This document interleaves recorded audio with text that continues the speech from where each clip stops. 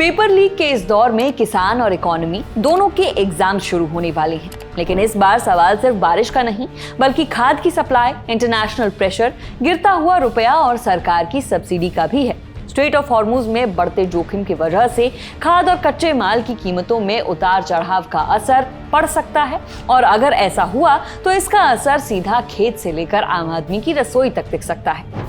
नमस्ते, मेरा नाम है नेहा धीमान और आप देख रहे हैं लल्लन टॉप का डेली फाइनेंशियल बुलेटिन खर्चा पानी। Brought to you by Candid and Saluja Gold।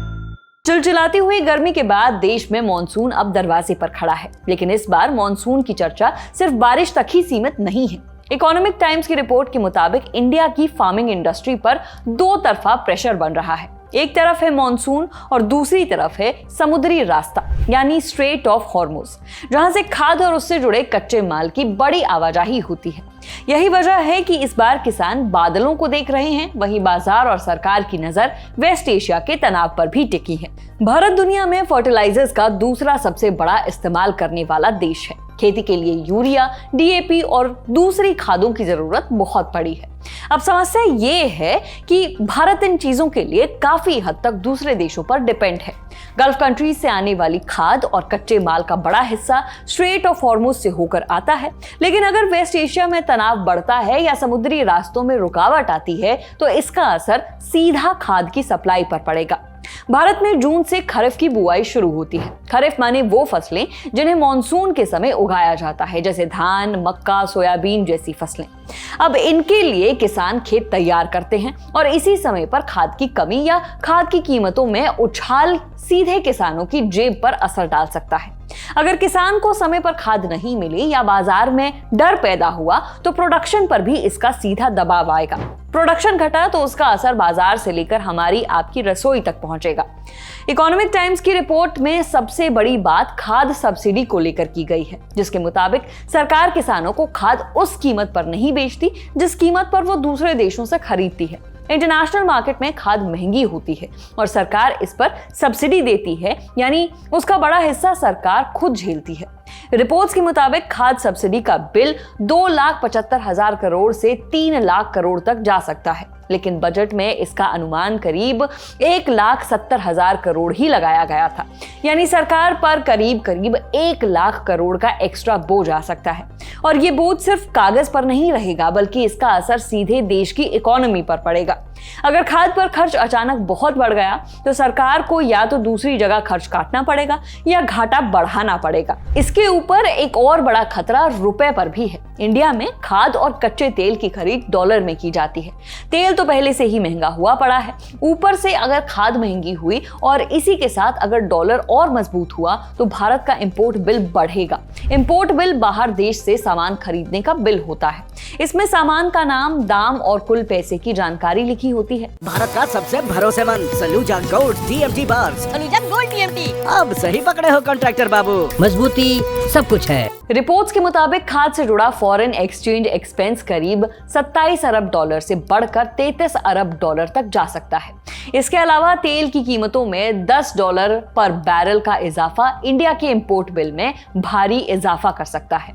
इसका सीधा दबाव रुपए पर आ रहा है, और अगर रुपया ऐसे ही कमजोर होता रहा तो बाहर से आने वाली हर जरूरी चीज जरूरत से ज्यादा महंगी हो जाएगी। तो अगर खाद महंगी होगी तो सरकार पर सब्सिडी का बोझ बढ़ेगा, सप्लाई रुकी तो किसान परेशान होगा, प्रोडक्शन घटा तो बाजार में रॉ फूड मटेरियल और दूसरी खाने वाली चीजों की कीमतें बढ़ेंगी। रुपए पर दबाव आया तो इंपोर्ट और महंगा हो जाएगा, और जब जब खाने पीने की चीजें महंगी हुई हैं तो इसका सबसे ज्यादा असर आम परिवार की रसोई पर पड़ा है। फिलहाल सरकार के पास खाद का कुछ बफर स्टॉक है, यानी तुरंत अफरा तफरी जैसी सिचुएशन नहीं है, लेकिन ये लिमिटेड समय तक के लिए है।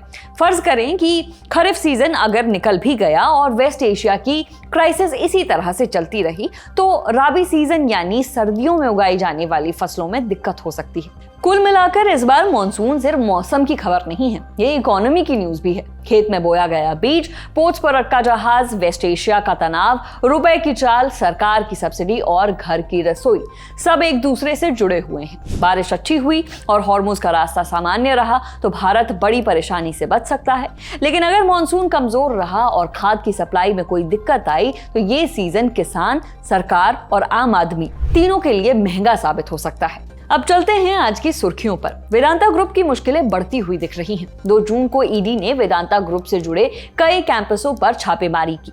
मीडिया रिपोर्ट्स के मुताबिक ये छापेमारी फॉरेन एक्सचेंज मैनेजमेंट एक्ट यानी FEMA से जुड़े कथित उल्लंघनों की जांच के तहत की गई है। PTI के मुताबिक छापेमारी की शुरुआत 1 जून से हुई थी, जिसमें मुंबई, दिल्ली, राजस्थान समेत कुछ दूसरी जगहों पर छापेमारी की गई। मामला वेदांता लिमिटेड की ओर से अपनी पेरेंट कंपनी वेदांता रिसोर्सेज को किए गए रॉयल्टी पेमेंट से जुड़ा बताया जा रहा है। वेदांता लिमिटेड इंडिया में लिस्टेड कंपनी है, जबकि वेदांता रिसोर्सेज ब्रिटेन स्थित इसकी पेरेंट कंपनी है। जांच एजेंसी अपनी जांच में ये देख रही है कि इन रॉयल्टी पेमेंट्स को फॉरेक्स नियमों के तहत किया गया है या नहीं। मनी कंट्रोल की रिपोर्ट के मुताबिक वेदांता रिसोर्सेज पर भारी कर्ज है और इंडिया में इसकी यूनिट की तरफ से पेरेंट कंपनी को एक बड़ी रकम रॉयल्टी के तौर पर दी जा रही है। रिपोर्ट में वेदांता रिसोर्सेज का ग्रॉस डेट करीब 74,000 करोड़ रुपए बताया गया है। इस कार्रवाई की खबर सामने आने के बाद वेदांता लिमिटेड के शेयरों पर दबाव देखने को मिला है। शुरुआती कारोबार में शेयर में तेजी थी, लेकिन ईडी रेड से जुड़ी खबरों के बाद इन्वेस्टर्स थोड़ा पीछे हट रहे हैं। मिंट की रिपोर्ट के मुताबिक BSE पर वेदांता का शेयर दिन की हाई 343 रुपए 50 पैसे से गिरकर 328 रुपए 30 पैसे तक पहुंच गया। ये पिछले बंद भाव 337 रुपए 25 पैसे से भी 2% ज्यादा नीचे था। शेयर दिन के ऊपरी स्तर पर 4% से ज्यादा नीचे फिसल गया, लेकिन इसी गिरावट के साथ शेयर में कारोबार भी बढ़ा। दोपहर 12:30 बजे तक वेदांता के 22.77 लाख शेयरों में ट्रेडिंग हुई, जबकि पिछले 2 हफ्तों का औसत वॉल्यूम 14.04 लाख शेयर था। इस छापेमारी की टाइमिंग पर भी सवाल खड़े हो रहे हैं कि ये ऐसे समय में हुई है जब वेदांता अपने बड़े डीमर्जर प्लान को आगे बढ़ा रही है। इस प्रोजेक्ट के तहत कंपनी अपने कारोबार को अलग अलग लिस्टेड कंपनियों में बांटने की तैयारी कर रही है। इसके साथ आज की दूसरी सुर्खी शेयर बाजार की दुनिया से। भारत को शेयर बाजार जगत में एक और झटका लगा है। पहले ताइवान ने भारत को पीछे छोड़ा था, अब साउथ कोरिया भी भारत से आगे निकल गया है। यानी भारत अब दुनिया का 7वां सबसे बड़ा शेयर बाजार बन गया है। रिपोर्ट के मुताबिक दक्षिण कोरिया की कंपनी की कुल मार्केट वैल्यू करीब $5 ट्रिलियन पहुंच गई है, जबकि भारत की वैल्यू करीब $4.8 ट्रिलियन पर है। इस तेजी की बड़ी वजह AI और चिप बनाने वाली कंपनियां हैं। सैमसंग और SK हाइनिक्स जैसी कंपनियों के शेयर में जबरदस्त उछाल आया है। AI की बढ़ती मांग से इन कंपनियों को बड़ा फायदा मिल रहा है। दूसरी तरफ भारत के बाजार पर रुपए की कमजोरी, फॉरेन इन्वेस्टर्स की सेलिंग आउट और AI से सीधे जुड़ी बड़ी कंपनियों की कमी का असर दिख रहा है। इकोनॉमी में साउथ कोरिया से बड़ा होने के बावजूद शेयर बाजार की रैंकिंग में भारत पीछे रह गया है।